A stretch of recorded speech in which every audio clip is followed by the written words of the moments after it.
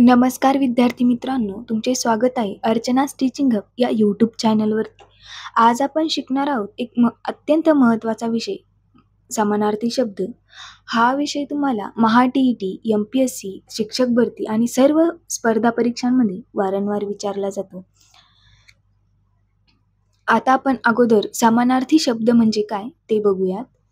समानार्थी शब्द असे शब्द ज्यांचा अर्थ सारखाच असतो, पण शब्द त्यासाठी वेगवेगळे असतात.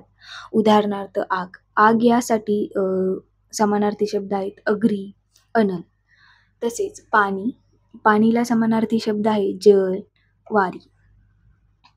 यानंतर आपण समानार्थी शब्दाचा अर्थ आणि महत्त्व बघूयात. मराठी भाषेतील प्रत्येक शब्दाला आपली खास ओळख असते, पण जेव्हा एकाच अर्थासाठी वेगवेगळे शब्द वापरले जातात, तेव्हा भाषेचे सौंदर्य आणि समृद्धी वाढते. समानार्थी शब्दामुळे भाषा होते अधिक प्रभावी, सुंदर आणि समृद्ध. लेखन, वाचन आणि वक्तृत्व या सर्व क्षेत्रांमध्ये त्याचे महत्त्व ठरतात. विद्यार्थ्यांसाठी हे शब्दसंग्रह वाढवण्यासाठीही उपयोगी ठरतात. आता आपण या व्हिडिओमध्ये 200+ समानार्थी शब्द बघणार आहोत. चला तर मग सुरुवात करूया. अग्री.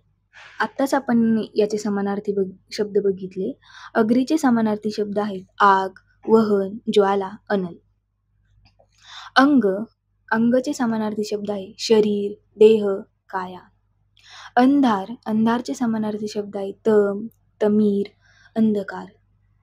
अन्न. अन्नाचे समानार्थी शब्द आहेत अन्नधान्य, भोजन, आहार. अनर्थ. अनर्थाचे समानार्थी आहेत अपाय, हानी, नुकसान. अनेक मीन्स पुष्कळ, अधिक, बराच. अपराध म्हणजे गुन्हा, चूक, पाप. अभिमान म्हणजेच गर्व, अहंकार, मान. अश्रू म्हणजेच डोळ्यातले पाणी, अश्रुजल, अश्रुधारा. अस्त्र मीन्स शस्त्र, हत्यार, आयुध. आकाश. आकाश मीन्स नभ, गगन, ओम. यानंतर आनंद. आनंद मीन्स सुख, हर्ष, प्रसन्नता. आधार मीन्स टेक, पाठबळ, साथ. आयुष्य म्हणजेच जीवन, प्राणकाळ, जीवन प्रवास. आरसा मीन्स दर्पण, प्रतिबिंब, काच. उजेड म्हणजेच प्रकाश, तेज, ज्योती. उदाहरण मीन्स दाखला, नमुना, आदर्श. उत्सव मीन्स सण, सोहळा, पर्व. उदार दयाळू, मोठा, मोठ्या मनाचा, दानशूर. उपकार मीन्स कृपा, साहस, दया. कविता मीन्स पद्य, गीते, रचना. कुटुंब म्हणजेच परिवार, घरनं, नातलग. कृपा, दया, उपकार, माया. कार्य म्हणजेच काम, कामगिरी, उपक्रम. गृह म्हणजेच घर, निवासस्थान, वास्तू. गौरव म्हणजेच अभिमान, मान, प्रतिष्ठा. चंद्र म्हणजेच शशी, सोम, निशाकर. चित्र म्हणजेच प्रतिमा, रेखाटन, आकृती. छाया म्हणजेच सावली, प्रतिबिंब, आच्छादन. यानंतर जन. जन म्हणजेच लोक, प्रजा, समाज. जीवन म्हणजेच आयुष्य, अस्तित्व, संसार. ज्ञान, विद्या, शिकवण, माहिती. धैर्य म्हणजेच हिम्मत, शौर्य, चिकाटी. धन म्हणजेच पैसा, संपत्ती, संपदा.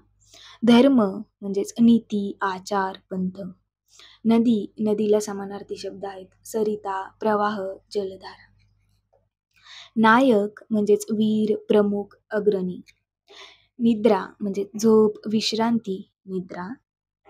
परिश्रम म्हणजेच कष्ट, मेहनत, श्रम. पाणी, जल, तोय, वारी.